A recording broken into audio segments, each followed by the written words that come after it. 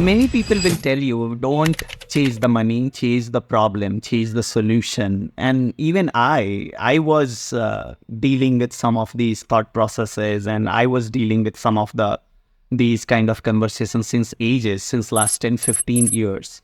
But what I have realized that in last few weeks, which I want to share with you guys, is yeah, it's absolutely okay to not to chase money and solve the problem, solve the product, solve the GTM, solve the distribution of a company, how to create a right go-to-market, how to create a right distribution, how to create a great product. It's all important that you chase the product, chase the problem, and not the money. But I have a very, very different perspective around that. Most people, when they talk about don't chase the money, the founders become very, very passive.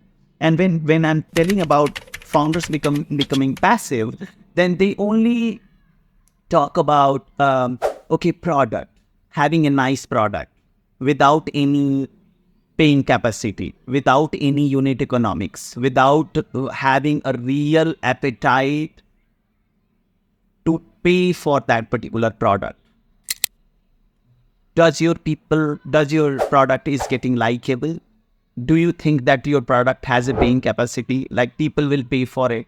Some of these questions people ignore when they are completely focused around and obsessed around just the product, not around the unit economics and the money associated with it.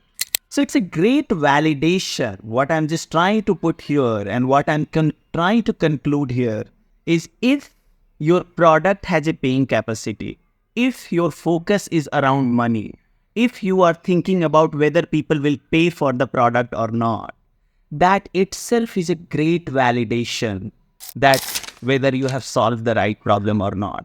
If you have solved the right problem, if you are solving the real pain point, if you are solving some challenge which makes your users' life easier, then naturally there is a tendency to pay for it. Naturally there is a tendency to engage and make some payment for that particular product or service. So yeah, it's very, very important to focus on the product, but focus on money as well. If you are focusing on money and you are validating your assumptions, you are going to market, what will you pay for it? How much will you pay for it? What problem it solves for you? If we know some of these things, then it gives us a very, very right perspective around that, how customers are behaving, how much they are willing to pay, what is their paying capacity, what is the magnitude of problem we are solving for them. And that itself a great way to validate your product market fit. And that keeps you in the check that, hey, you are not deviating from your core. You are focusing on the problem, you are focusing on the product, you are focusing on the innovation, but at the same time, you keep analyzing the magnitude of the problem and the paying capacity. And that can only be checked. That can only be checked with the quantum of money, with the amount of money your users wants to pay for the product or services. Thank you so much.